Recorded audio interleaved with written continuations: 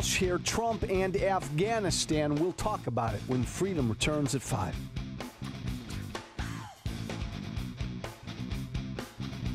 Good morning, Dan and Amy. So the hits keep coming. Cleveland Browns, last night's preseason football game. Yeah, against the Giants. Yeah. Oh, please. A group of Cleveland Browns decided that they wanted to help Colin Kaepernick drive down the NFL's television ratings. And so they knelt during the national anthem as well. Well, it almost looked like they were praying, though. They kneeled down. They took a knee, but in a circle, and their arms around each other's shoulders. I mean, it was... Yeah, that's what they were doing. Yeah. Yeah. No. I'm saying it just, if you wanted to get a visual of what it looked like, it was just strange. Yes. And I don't even know why. Again, I know that you and I have a difference of opinion on this. Who cares about the national anthem during a preseason football game? You only play the national anthem and broadcast it if it's a playoff game and you have some superstar singing it. The culture cares. And speaking of which, since Castro-loving Kaepernick and football players that are following his poisonous example is in part inspired by his Black Lives Matter Girlfriend, right? Yeah, girlfriend, a professional agitator. How's that happy couple doing? Are they doing okay? Are they going to make it, Dan? This was interesting. Chanel Helm, she's apparently one of the leaders of Black Lives Matter in Louisville. She's got 10 requests for white people.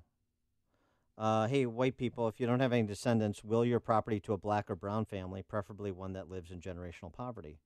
Well, that's not. I mean, it's like calling for philanthropy. Okay. White people, if you're inheriting property you intend to sell upon acceptance, give it to a black or brown family. If you're a developer or realty owner of a multifamily housing, build a sustainable complex in a black or brown blighted neighborhood and let black and brown people live in it for free. White people, if you can afford to downsize, give up the home you own to a black or brown family. What? White people, if you... give up everything we've worked for. If any of the people you intend to leave your property to are racists, a-holes, change the will and will your property to a black or brown family. Rebudget your monthly budget so you can donate to black funds for land purchasing. White people, especially white women, get a racist fired. Let's see. Commit to 2 things: fighting white supremacy where and how you can, and funding black and brown people and their work. Okay, so the requests have been duly noted for your consideration. And now they'll resume tearing down Confederate statues. For more on the state of play and the culture beset by identity politics, we're pleased to be joined by screenwriter, essayist, author of The Great Good Thing, A Secular Jew Comes to Faith in Christ. He is Andrew Klavan. Andrew, thanks for joining us again. Appreciate it. Hey, guys. It's good to be here. You wrote a piece recently for Pajamas Media, The Racist Maze. What is the racist maze? The racist maze is that, in my mind, the minute you accept the moral grouping of people according to their race, you've entered this maze from which there's simply no way out. You know, people keep trying to reason, well, it's this, it's that. You're not getting out of there. And I think the left has really been the most guilty of this mistake in recent years. That piece you just read from Colin Kaepernick's girlfriend, the whole identity politics is racism. And my problem is this. Once you come to people and say, we deserve something special because our race is X, there's nothing to stop the other guy from saying, well, gee, my race is Y, and I want to win. I want to do better. And you simply get into a place where might makes right, and you're back where we began. I do not understand the difference between the philosophy of Black Lives Matter and the philosophy of the white supremacists, except for the color of their skin. That's the only difference in their philosophy. And if your philosophy makes no logical sense, you're ultimately going to lose that argument because you're just dealing with whoever has the greater strength is going to win. I don't believe in any of this stuff. I really don't. I really believe that race is a mythology. Culture is not a mythology, but race is a mythology. People are governed by the ideas in their heads. People are not just bags of chemicals lit up by a lot of electricity. We are minds and we're spirits, and you can follow the good and bad of any community, of any nation, of any society by following the ideas that they follow. Good ideas lead to good outcomes. Bad ideas lead to bad outcomes. And I've been frustrated with the people on my side, on the conservative side, when I say, listen, I'm ready to take an extra step in condemning the white supremacists and the neo-Nazis because they're in my house. They call themselves right-wingers, and they're not. And I'm willing to take an extra moment to condemn them, Mm-hmm. because if they called themselves the Andrew Klavan Party, I'd condemn them twice. They don't represent me, you know. Right. But the logic that they are operating on is the exact same logic as that piece you just read right now. Give something to a brown person. And the idea is that you can fix the racist injustices of the past with racist injustices of the present on the opposite side. And what they don't realize is if you picture it like a scale, like the scales of justice, all the racism, no matter what color it is, goes in one end of that scale.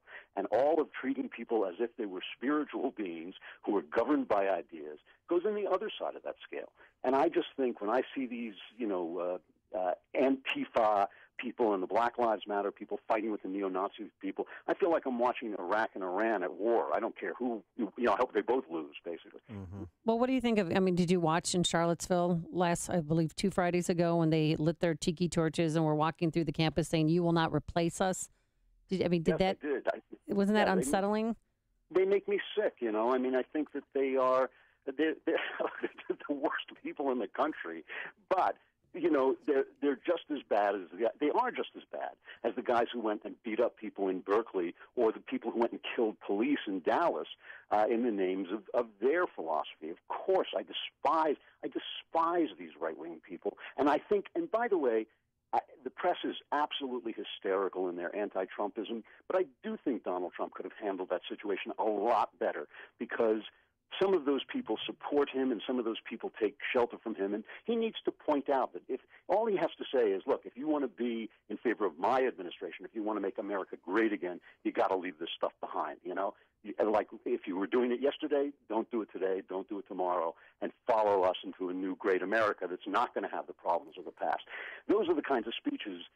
Sometimes Donald Trump really frustrates me because he's right about the press. They are fake news. They are liars. They are corrupt. They are on the left. But when you hit them, you got to make sure they stay hit. And I sometimes think he bobbles the ball by kind of just talking off the top of his head and saying things he can't defend later. Well, while everybody is playing condemnation Olympics to signal how virtuous they are, like I hate white supremacists more than you do. Meanwhile, as Jordan Peterson points out, the University of Toronto psychologist, meanwhile, we're both sides, as you were sort of indicating, I think, are playing identity politics, which he terms as genocidal. Do you agree with that?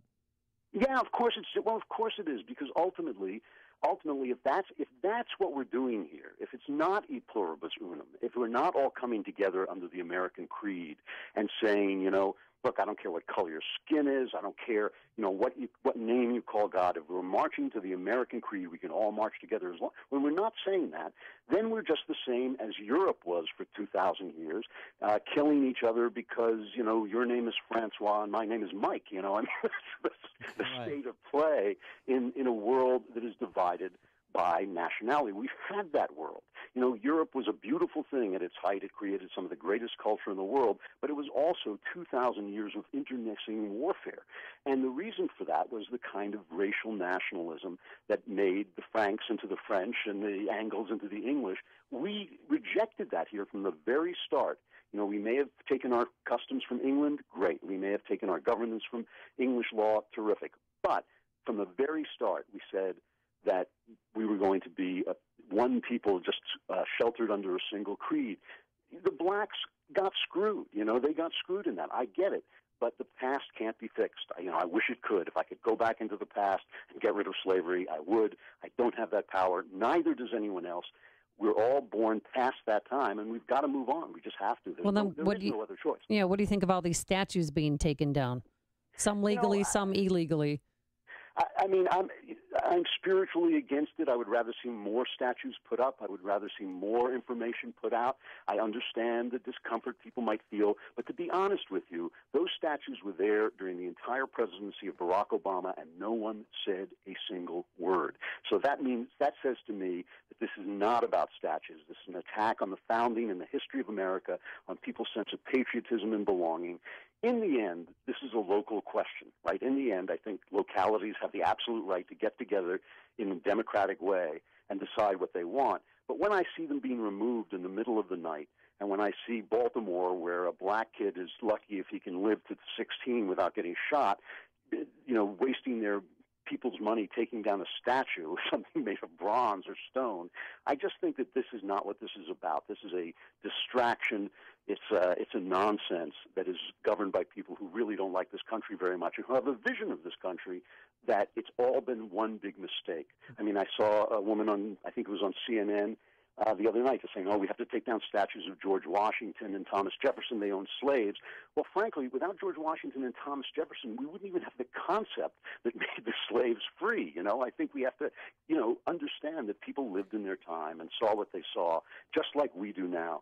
And by the way, speaking of that, I just want to mention that in the future, a lot of the people who support abortion today are going to find their names taken off airports and are going to find their statues taken down. People realize what they were doing in their time, the number of babies they put to death for their philosophy. So it's very hard to see into the future, and I think we should have a little bit more compassion on those people in the past who couldn't see today. On that important note, Andrew Klavan, screenwriter, essayist, author of The Great Good Thing, A Secular Jew Comes to Faith in Christ, and particularly, Andrew, with what you said about pro-life and pro-choicers, given what we see happening in Iceland in real time, for example. I think you're going to be proven prescient. Andrew Klavan, thanks so much for joining us. Appreciate it. Thanks. Great talking to you. Bye-bye. And he joined us on our turnkey.pro answer line. There's only one.